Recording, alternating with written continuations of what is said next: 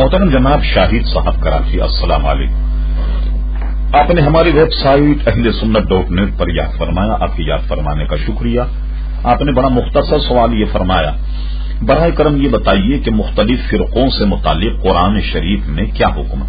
تو دیکھیے، قرآن مجید فرقان حمید نے تو فرقہ پرستی یا فرقوں میں بٹنے سے منع فرمایا، جیسا کہ قرآن مجید فرقان حمید میں ارشاد باری تعالیٰ ہوا وَاعْتَصِمُوا بِحَبْلِ اللَّهِ جَمِيعًا وَلَا تَفَرَّقُوا، اللہ تبارک و تعالیٰ کی رسی کو مضبوطی کے ساتھ تھامے رکھو اور یہ کہ تفرقہ نہ ہو جاؤ، تفریق تم میں نہیں ہونی چاہیے، فرقہ نہ ہو۔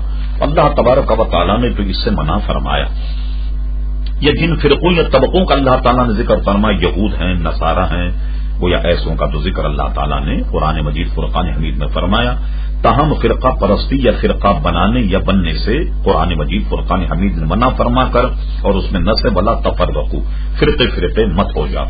جہاں تک رہا فرقہ پرستی کا معاملہ، البتہ حدیث شریف میں ہے کہ جس کو ترمذی شریف نے نقل فرمایا کہ نبی کریم صلی اللہ تعالی علیہ وسلم نے فرمایا کہ میری امت 73 فرقوں میں بڑھ جائے گی اور اس میں 72 فرقے جو ہیں وہ ناری ہوں گے اور ایک فرقہ یا ایک جماعت جو ہے وہ ناجی ہوگی، یعنی وہ جنتی ہوگی، باقی سارے جہنمی۔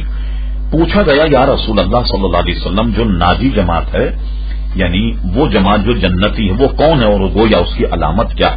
فرمایا کہ اس کی علامت یہ ہے کہ میں اور میرے صحابہ جس پر ہیں یہ فرقہ یا یہ جماعت جو ہے وہ حق پر ہے، جس کا ترجمہ ہم یہ کرتے ہیں کہ وہ جماعت اہل سنت ہے کہ جو اس حق پر ہے، اور جو اس کے خلاف یا جو اس سے ہٹے ہوئے فرقے ہیں یقیناً وہ حق پر نہیں ہے۔